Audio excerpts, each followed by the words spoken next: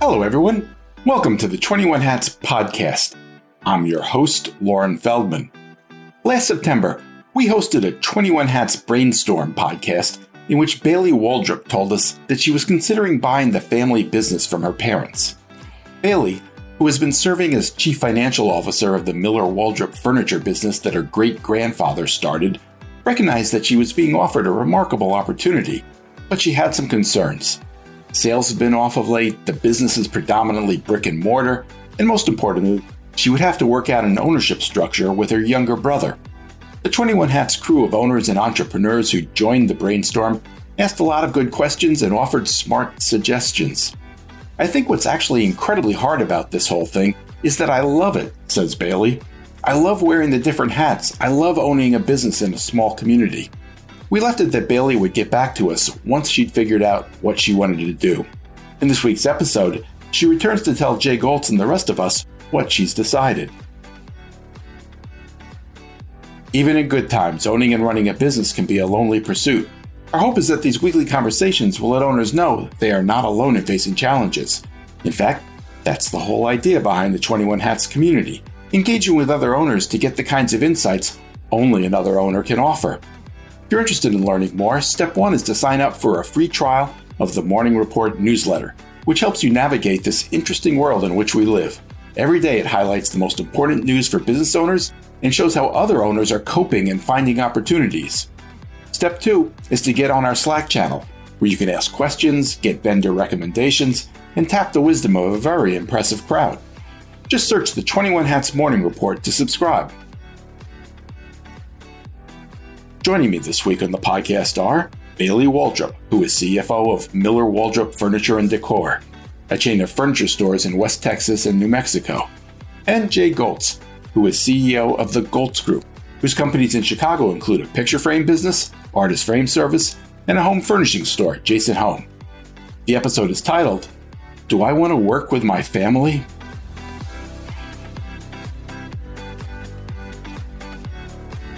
Welcome, Jay, and welcome back to our special guest, Bailey Waldrop. Bailey, we recorded a podcast with you back in September, I believe, in which we gathered a group of owners and entrepreneurs to try to help you think through whether you wanted to take over the family furniture business. Before you tell us what you've decided, could you take us back and kind of set the scene, remind us what the business is and what you were thinking at the time? Sure. Yeah, I'd love to. So my family has a retail furniture store. My great-grandpa started it in 1952, and then he handed it down to my grandpa, who handed it down to my dad.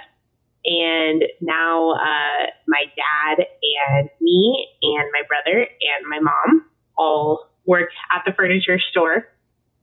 And so the big question, right, of really my life, being born into a furniture dynasty, I guess we can call it, is whether or not I'm going to take it over and what role as a family member do I play in the business.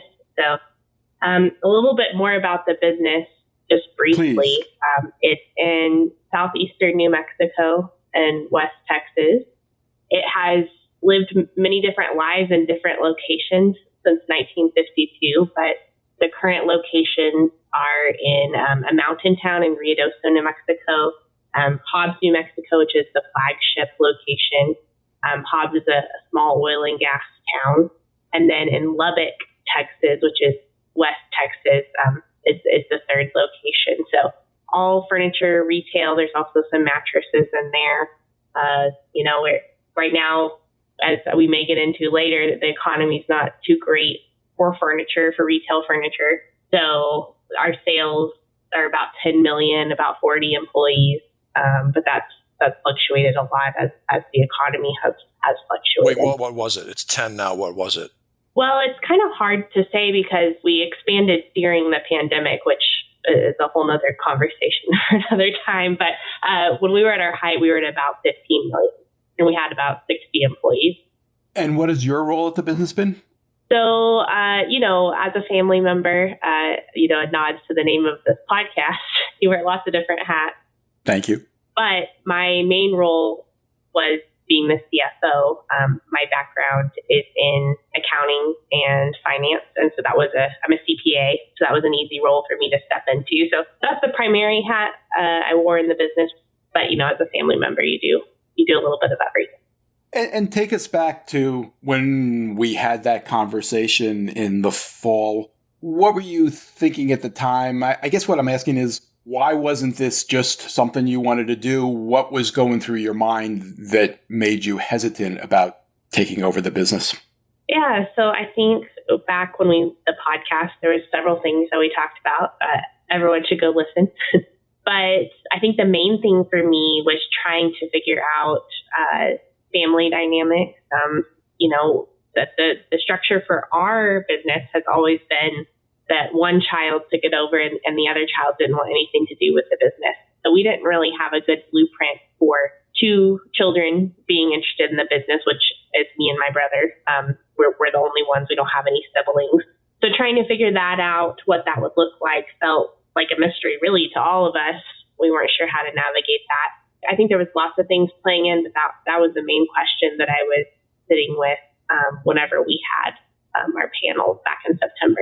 And how were your parents handling it at that point? Were they hopeful? Were they exerting any pressure? How would you characterize their thinking? Yeah, my parents have always been really great. They have said my whole life, go do what you want to do. There's nothing holding you here. We'd love to have you, but please go do what you want to do. And actually, and I think this is something great that they've done, and I think any family business should implement this practice, is they required us to go get some professional experience after college before they'd even let us work at the business. So I think they really handled all of that well. I think, now that I've been in the business since 2018, it's hard for them because I play a major role now and they've gotten used to having me around. But I think ultimately they know that this is the rest of my life and they want our family to be okay at the end of this. And they want me to thrive and be healthy and be okay as well. So even though I know they have a lot of feelings about it personally, and they have an economic future that they're concerned about as well, I think they've handled it really well as parents. All right, Bailey.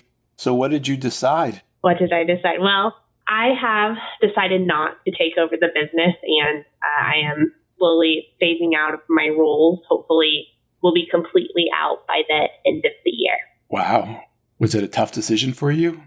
Oh, yeah, very tough. I think back to the podcast actually that we did, and I don't remember who said it, but someone said, well, why haven't you done it?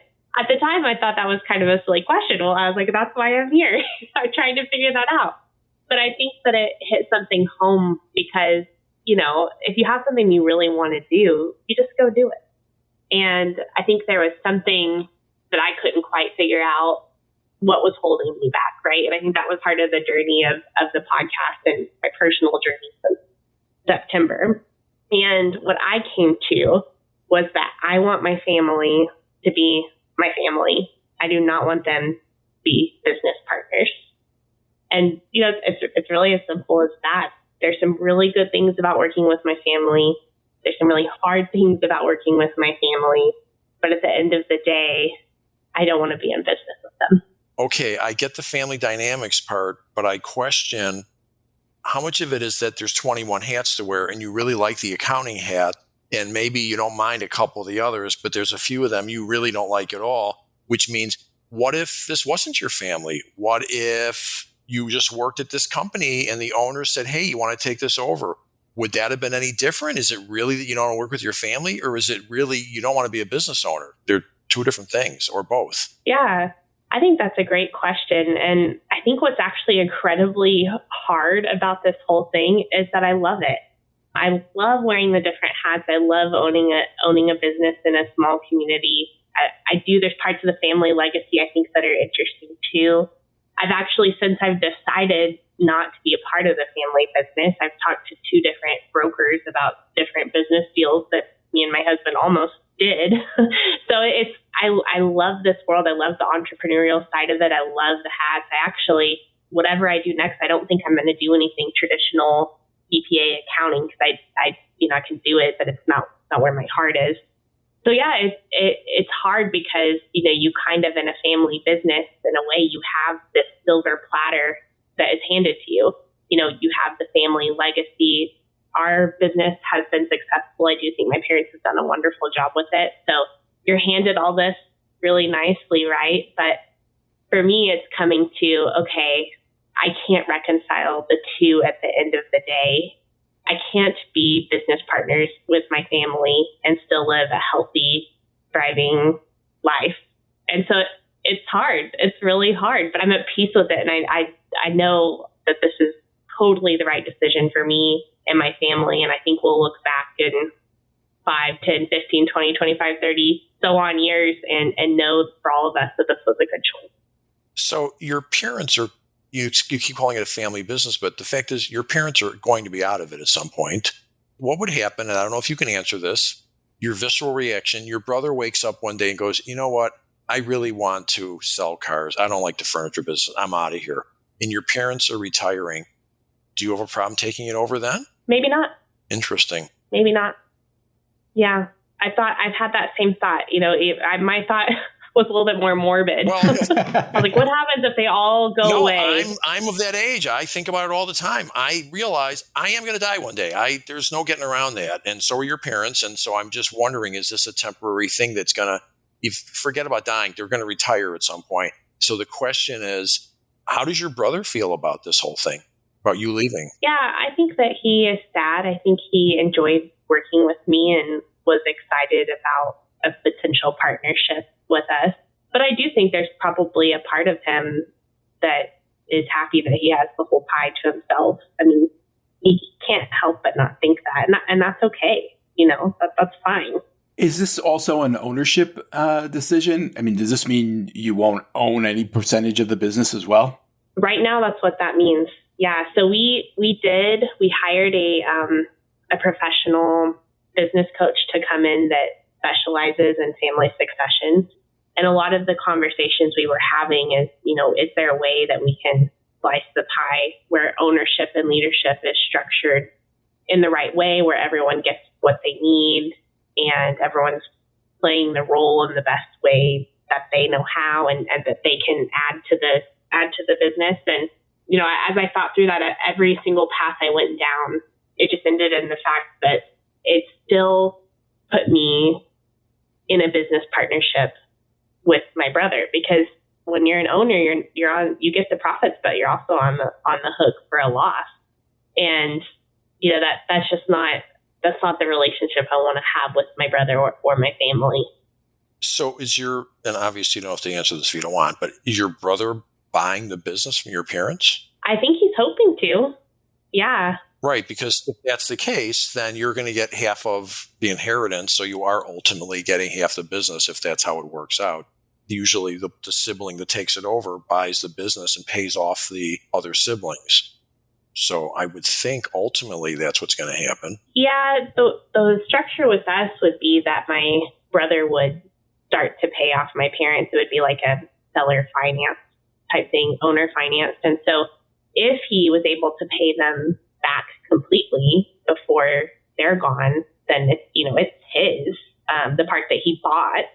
I think they're going to structure it in a way that they'll still hold on to some of the real estate. So he's just buying the business. So there'll be some real estate left over, but it all just depends how everything, ends up at the end of the day. But I personally made my peace that, maybe I don't see any of it, and that's okay. That's the decision I'm making in deciding to step away and not be a part of it anymore. And how do your parents feel about this? It would be interesting if we had them on. I think that they're sad. I think they're sad for sure. And I think, we talked about this a little bit in the first podcast, but my brother is still young and he's still green. And so... Wait, how young? How young? I always make him younger than he is, but I'm pretty sure he's 26. Okay, that's young. Which I'm also young, but I have had more professional experience than he has. And with me comes a husband who's older than me, who has way more experience than me too. And so I think at this point, it's fair to say that me and my husband could take over the business tomorrow and it could run. I mean, no, I'm I'm willing to admit that I still have plenty to learn. I don't think that I would be perfect. I think there would still be more to go. But my brother is not in a place where he could take it over tomorrow. So there is, on their side, a little bit of, oh man, we're still in this. I am your parents. I've told my kids, I don't want to hang this business on anybody. Do whatever you want. And that all sounds great until you find out they don't want it. And then you think, I'm in the suck part of succession right now. I'm just in the suck part. Yeah. It sucks because I got nobody to take it over, and I'm trying to figure out how to navigate that. So I'm sure they meant it when they said that, but that doesn't mean that, they have to figure this out, obviously. Right. How did you tell them, Bailey? Was it a big deal? Yeah, it was. We had dinner, and I gave them a hug, and I said, I'm about to tell you something that's going to be hard. And I told them, I've been on this journey of trying to figure this out, and I've taken that journey very seriously. And I've just come to the conclusion that I can't be in business with my family and be the healthy version of myself that I want to be. And I have a ton of clarity about this. And I love you guys so much, but it's because I love you that I need to step away. And I'm preserving our relationship by doing that, by just leaving it to us being a family relationship and not a business relationship. So it was hard. I had a mentor throughout this process, and I won't name him, but he came from a fairly large, well-known family business, and they sold it. And it's rumored to be that it was a contentious family situation. I don't know all the facts, but that's the rumors on the street about how it went down. And I asked him, I said, when you drive by these stores, how do you feel? Are you sad? Do you look at it and think, wow, my family started that. It's not in our family anymore. And he said, I am sad, but I think about my kids, and I think about the fact that they may get to have a relationship with their cousins that I never got to have. He said that right there is worth it. No, having the cousin thing, it's a real problem. You were fortunate you got down to your generation without having, because it gets ugly. Yeah. What's interesting is, and I have been meaning to bring this up with my parents, but our whole lives, they've said the reason our family business has made it is because only one sibling was interested in the business and took it over. They said that our whole lives. Yeah. So, I think it's funny. I try to tell my dad all the time. I'm like, Dad, and that we all have great relationships with each other, but I'm like, would you have wanted to be in a business with your sister? And he's like, oh no, not that I don't love my brother, and I think Sure. it's great, but family businesses are hard. No, I can tell you from personal observation of extremely well-known Chicago businesses, ugly as can be, it can be very, very bad, not just a little bad. I always say family businesses are either great or horrendous. Not a whole lot in between, really, just not a whole lot. So I applaud your bravery in doing what you think is the smartest thing for yourself. Thanks. Bailey, I think part of this is just the idea of having a partner. A lot of business owners walk away from a job or some other alternative way of making a living and choose to be a business owner because they don't want to have a boss and they don't want to answer to anybody else, like a partner. Jay happens to be one of those business owners. In this case, what you were facing was having a partner who was also a family member, which it sounds like that made it more fraught. You're talking about possibly going into business in some other way with your husband is one thing, I suppose, but would you want a partner in that kind of business, or is that part of the issue here too? I think it's part of it for sure. It's so funny, these stories that you're told, like as you're growing up and how they stick with you. But I had a business law professor, and he started every single class saying, "Do not get in a business partnership." So much so that he'd say it and we'd have to finish the sentence because it was his thing, because he had done so much litigation involving business partnerships and seen them blow up. And, I think it's a very special, unique relationship for you to be able to be business partners with someone. You know what? That's an occupational hazard of being a lawyer. There are plenty of good partnerships. I'm not arguing with them, though. I would say probably more bad than good, but that's just a stupid comment. You should never. There are some extremely successful partnerships where one does the front, one does the back. So to blanket it all with, I've seen too many lawsuits, that certainly is a reason to be extremely careful. And I wouldn't recommend a partnership, but I would certainly never say that never get a partner. Right. Yeah, I think that's fair, Jay. Yeah, I think speaking in absolutes is always like, let's question that for a second. But I think for me personally, it would take a unique, special person for me to be willing to go into business with them. Here's the most haunting conversation I've had with someone. I was in YPO many, many years ago. I'm talking to a guy about my age, 30-some at the time. He has 2 kids, 8 and 5. And he owned, with his brother and his father, they owned a chain of small stores, like 6 of them or something. And he decided he didn't think the future was bright for it. And he wanted out, so he wanted them to buy him out. And they wouldn't give him any money. So he takes them to court. So I look at him and I say, wow, your mother must be at the end of her rope, distraught. And he looked me in the eyes and he said, my mother thinks I'm a worthless piece of shit and never wants to talk to me again. And I just thought, oh my God, the mother gave up her grandchildren, her son. How did you tell your brother? I told him kind of just same as my parents. We went to dinner and I said, hey, I have some hard news. And I told him, I love you and I care about you. And I affirmed some good things that I see in him in the business. And I just said, for me, I just need to only be in a family relationship with you guys and not be in a business one. But, this isn't a new conversation for me and my brother. We've been talking about this since he came into the business. We've been having very open conversations about things that bother us about each other. We were very big on having like a one-way street and trying to not talk around each other, but to each other. And I do think that we did that well. And a lot of that is to his credit. He's kind of like cut through the BS and let's just talk about it kind of person. And so we've been talking about it for a while. So I don't think he was surprised, but still hard. You answered the question before I asked it, which is going to be, there's some issues there that are bothersome. And I was hoping you did try to fix it. So you're saying it sounds like you did. I mean, you gave it a good shot and concluded that this is not resolvable enough to where you'd be comfortable. So, I'm glad you tried.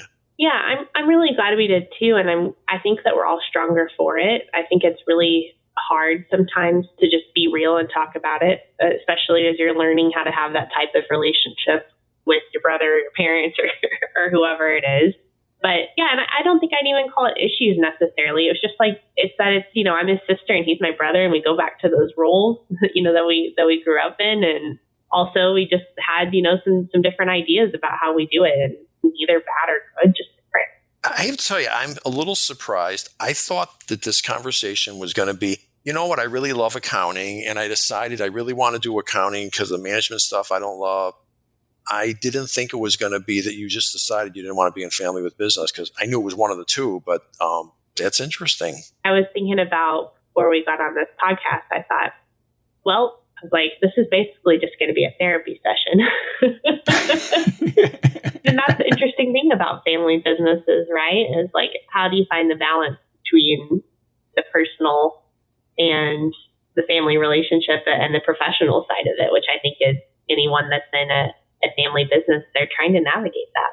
So it's a therapy session for both you and Jay, because you're on both sides of it. Yeah, it's been a really eye-opening thing for me for the last year of just figuring it out. And I probably said it before, but for the sake of those that didn't hear it, the 3 things I've learned is, one is you don't understand the damage having your kid in the business if they don't fit there or whatever. You don't really understand what that's going to do to your business. 2, there's a genetic piece to this that I believe that there's certain parts owning a business that there's a genetic makeup for. And just like you couldn't teach me to climb mountains, or you couldn't teach me to do lots of things, there's certain aspects of this, of being a business owner, that just are innate and are genetic. And thirdly, you're not doing your kid any favor to try to squeeze a square peg into a round hole. And hence, and I think this is pretty accurate, they say only 20% of businesses get to the next generation. And I can understand why now. I haven't heard that stat before, Jay. That's interesting. I've heard it from lots of people. Well, your business is the exception, clearly, Bailey. Yeah. Multiple generations. Yeah. So I have a friend who I've known for years. He's in the frame business, and he sends his youngest kid here to, take a tour and, tell him what I think, blah, blah. And the kid's really into it and sharp and great. And I called him. I go, Bill, you pulled something off that I couldn't pull off. You got a kid taking over the business. And we realized that's because he had 4 kids. And I only had 3. It's the odds. You got to have 4 for the 20% to work. You need the 4.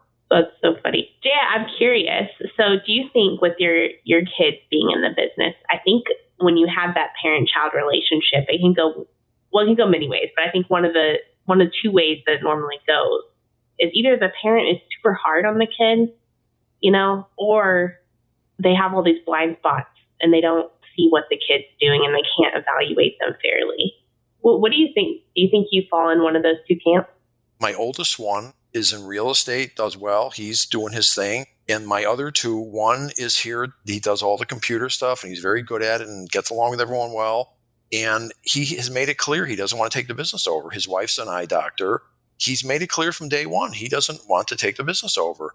And the youngest one is just not suited to own the business. And there's stuff that I relish about this business, whether it's the people or the buildings I bought, and it doesn't mean anything to him. And, none of my 3 kids could frame a picture. They couldn't go to the saw and cut something. My business is in the city. My kids grew up in the suburb. They didn't work here during the spring break. They didn't work. So I realized this is my thing. And Jay? Yeah. You're not coming close to answering Bailey's question. Which is what? No, I don't think I'm I think I'm clear-eyed on I am answering it. I do think I know I am watching, and I think I am clear-eyed and not too hard. I think that it's obvious that this isn't the right fit. How do you remain clear-eyed? Do you bring other staff into it? Do you ask them what they think? The staff brought their self into it because I that's part of one of the issues that it didn't go well. And it is what it is. And it took me a while to finally, and like I said, I think he will be happier doing something else. And so maybe you did have some blind spots. Maybe there were things the staff saw that you didn't see. No shame in that. No. I'm sure that I didn't understand. That's why I say those 3 things I came up. It took me a while to figure that out. I really didn't understand it. I mean, you got to remember, I got people here for 20, 30 years. They put him through college. Some of them were here when he was born. I mean, here's one that this word is overused, but in this case, it's true. It's complicated. That's for sure. It's complicated. And I'm sure that I didn't understand it full enough going into it and didn't think about it enough, for sure. With that being said, no damage done. I tried. He tried. I tried. In my middle one, he doesn't want to take over the business. Now, I don't mean this as a joke, and it will sound like a joke, but I mean it sincerely. I think I'm hoping, if I stay healthy, I'm hoping to be coming to work in 15 years. In 15 years, my 15-year-old grandson will be 28. Maybe he's taking it over. I knew you'd laugh, but it's true. It does happen. He'll be 28 years old. That's the 4th kid. Yeah. I don't know that won't happen. And I've also got some 30-some-year-olds that work for me who I'm putting a lot of energy into that, I think, maybe one of them can run it. At the last podcast, Jay, you offered to adopt Bailey if she would come and take over the business. Is that offer still stand? Absolutely. We got deep dish pizza. Something to think about, Bailey. It's not as cold as they say it is here. I don't know. I've been watching ER reruns, and it seems like there's a lot of rain. No, that's just for a dramatic effect. Absolutely not. Bailey, obviously it wasn't the main reason, but I'm curious, to any extent, were you concerned about the sustainability of the industry, of retail in general, furniture in particular? Yeah, that's a good question. It's hard to dissect everything because nothing's ever black and white, right? I remain optimistic about the furniture retail space. I think that family-owned businesses are the backbone of brick and mortar retail furniture. And, we're a part of lots of different trade groups, and we go to lots of different conferences, and we're just a copy and paste of a furniture retailer in every single city and area of the country that have been in it since even before the 1950s, and their third, fourth, fifth generation, and they're going strong, because I think something that's interesting about furniture retail is you can't go sit on a couch that you get delivered to you at your door that you bought online. And if you want to return it, there's some people that do it okay, but it's a lot harder to return a couch than it is a sweater you didn't like, I think that like every industry, the furniture retail industry definitely needs to pivot to figure out how to thrive in this landscape and the ever-changing ways that things look. And I think the challenge for retailers that are family-owned, and I was talking to Jay about this offline earlier, but the way that we advertised in the 50s, the 60s, the 70s, the 80s, the 90s, the early thousands, it didn't really change that much, but the game has changed so much with the internet and digital advertising and not having print. And I think the retailers that are willing to adapt with this landscape, I think they're going to figure it out. I think if I'm honest with myself, do I have a lot of energy towards figuring that out in this specific space with my family in this furniture store that I've grown up with my whole life in the small town where, people tell me they saw me in commercials when I was a baby? No, I don't. I don't have a lot of energy towards it. But I do think that there's a space for furniture retailers. They just have to figure out how they're going to stay surviving in it. I will tell you, because I'm in the furniture business, there's no guessing here. Half as many people are moving today as were, 3, 4, 5 years ago. If 40% of the furniture bought in America is bought because people move, well, there's the 20%. So it's not making up excuses. There's no question the furniture industry is down 20, 30% because of the high interest rates. At some point, even if interest rates don't go down, people are going to have to start moving again. They're downsizing, they're having babies, they're losing jobs. I mean, they're going to have to start moving. So I do think the furniture industry will come back. So we are dealing with that at the moment. Yeah, for sure. And I think like anything, there's winners and losers when the economy does what it does. And there's already a lot of players that have left the market in this time. And so things readjust. And, something about my family business is we have made it through a lot. So I think that there's a lot of resiliency and it built up in how we've done it. And, that's lessons learned for me for whatever I do next. How are you approaching that? How are you thinking about what you might do next? Yeah, if anyone has any answer, maybe we need to have another panel of people who can help me figure it out. She's going to open up a furniture store to compete with her brother. But, Yeah, I'm just going to throw the whole family ties, worried about relationships and just throw it out the window and open up a competition across the street. I'm being really thoughtful about it and I'm taking it slow. I'm in the time of my life where I'm having babies. And so, I'm trying to tell myself that my husband says this all the time. He's like, life feels really short, but it also can be long. And so I think that I'm in a unique season right now where I want to get my kids to kindergarten and I want to focus on them and I don't want to rush into anything. So I'm trying to just do a lot of self-reflection of what is it that I'm good at? What do I enjoy? What do I want my life to look like? I listened, I don't know if either of you are familiar with Brene Brown. Not deeply, but I know who you're talking about. No, I'm probably her target demographic. But she talked about, her and her husband kind of looked at their life and they had all these priorities of what they wanted their life to look like that they had written down.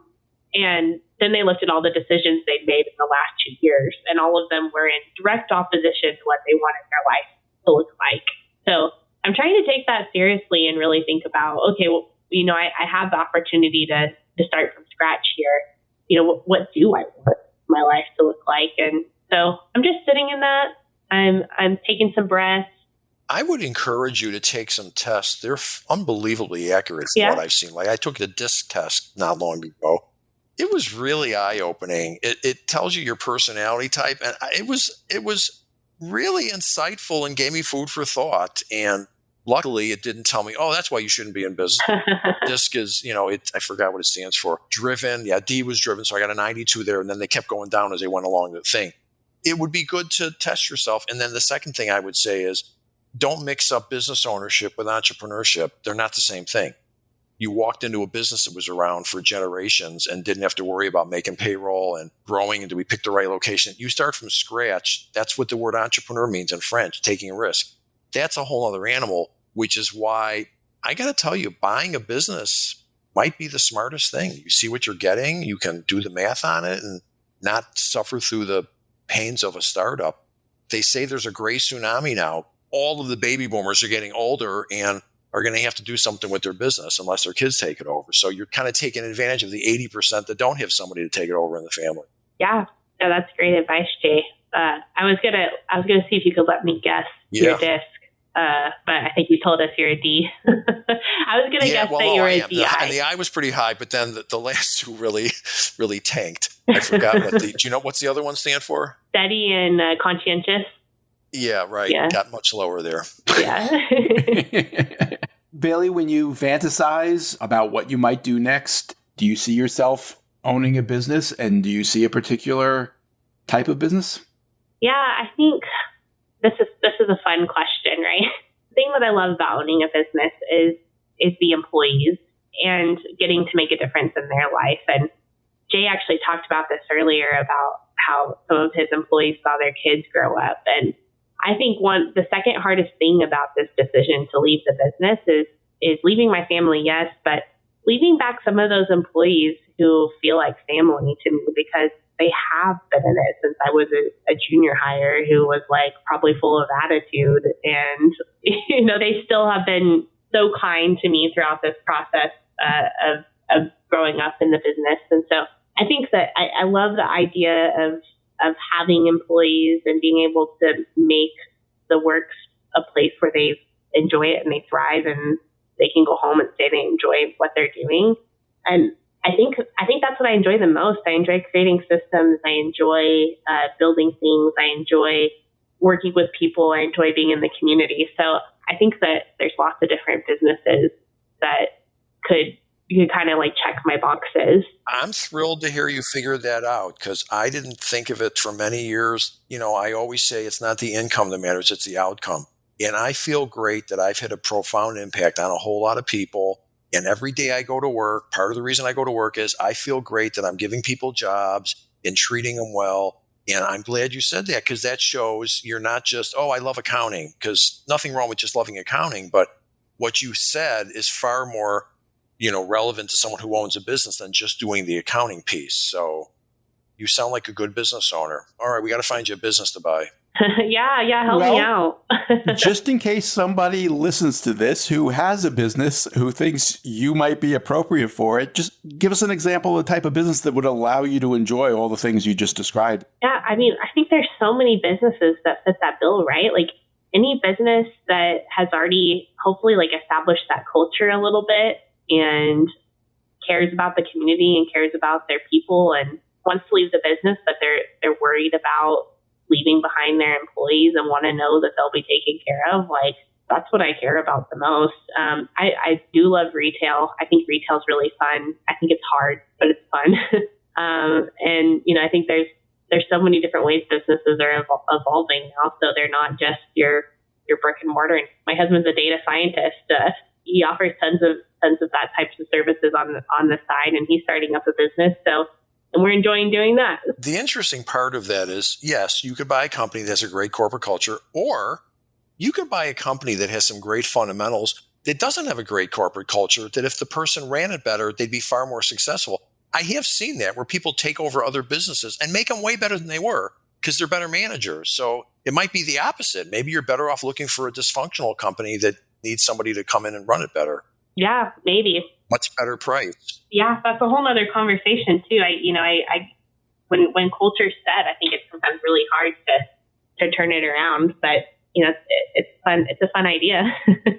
it usually requires changing a couple of people, and all of a sudden, the culture obviously is the people. So if there's only 6 people there, Yeah. I've seen this. All it would take is one to mess the whole corp. That old adage, one bad apple can spoil the whole bunch. There's some truth to that. I've seen it. So who knows? Just identifying somebody who is not the right culture could make a huge impact on the business. And I've seen business owners that just ignore it and think that, oh no, they're so important, I got to put up with it. And I've seen them just almost ruin the business. Yeah. I've seen that. We've seen that in the furniture business, and even in our store, right? We have four different locations, or 8 different physical buildings where people work. And sometimes you just got to get rid of one and turns around. Wait, you have 8 stores? Well, we have 4 different retail locations, but we have 8 buildings where people physically work. Oh. Like with warehouses, we have a admin center. So each of those are kind of their own little cultures within the big culture. And it's interesting how a sour apple can get in there and it starts to spread in that location, and then it moves, and then we realize that's the source, and it's gone within a month. Bailey, did we miss anything? Man, I think the only other thought I have about all this is, it has been incredibly hard and bittersweet to walk away. And, there's definitely days where I'm like, oh man, why am I doing this? But the analogy that I've been holding on to is kind of the idea of building your dream house. So, it's a lot easier to go and pick one off the market, and it's a little cheaper that way. And it probably has 80% of what you want, but there's also the opportunity, and it takes some time. It's a little bit more expensive to build a custom home just like you like it. And, my philosophy is always we get one life, right? And even though I think that if I chose to take over the business, I think it still would have been great. I think it would have been 80% there. And, I'm grateful that I'm in the position that I can say no and hope for something that's a little bit closer to what I need for my life. And so I'm trying not to have a scarcity mindset in all of this, and know that I still have my whole life in front of me, and still many doors to open and close. And even though this one was a really hard one to close, I'm hopeful that 2 things will happen. One, I think this will be good for my family in the long term, my immediate family, but also my parents and my brother. I'm hoping I'm making a decision that sets up our family for success.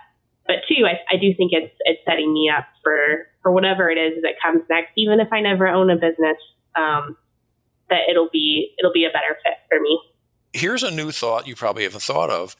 This doesn't necessarily mean it's permanent. Things change, life changes. Who knows? Maybe in 4 years, your brother will, evolve and grow up more, and your parents change, or you change. Who knows? You never know. Maybe you'll be back. Yeah. I'm open-minded that something could change, right? I kind of, like we said earlier, I don't want to ever use never. Is anybody still trying to talk you into it? Not really. They've accepted the decision. I think they know. They know that I'm not someone who just is gonna willy-nilly be like, I'm not doing this. They know it's been a very thoughtful time decision that I've made. But even as the parent, you don't want to talk your kid into doing this. I mean, and they know about it. You don't want to be talking your kid into doing something like this because they said they don't want to do it. I mean, I think that's difficult as a parent sometimes to accept, but you have to accept that. The last thing you want to do is put them into a situation they don't want to be in. And I'm sure on some level, your parents are happy that you made your own decision and you're doing what you want to do. I think maybe I'll call them later and see how they really feel. They'll give you the real. Yeah. Alternatively, you could move to Chicago, Bailey, and solve your problems and Jay's problems. Maybe I'll send you a frozen deep dish pizza just as a taster, so you'll know it's here. Have you been to Chicago? Only once. Okay. Maybe I'll have to do like a PR blitz and dispel some of the rumors. It's not the Windy City. That's not windier than anywhere else. Now, you say it rains a lot. Well, you're in the desert there. So, okay, I guess anything sounds like a lot of rain. So it doesn't rain that much. All right, I'll put together a PR package and we'll send it off to you. Hey, I would be thrilled to get a deep dish pizza in the mail from you. That would make not my day, like my week. You're on, Jay. Bailey, thank you for doing this. Tell your family they all have the right to equal time. And if anybody's interested, they know where to find me. Okay.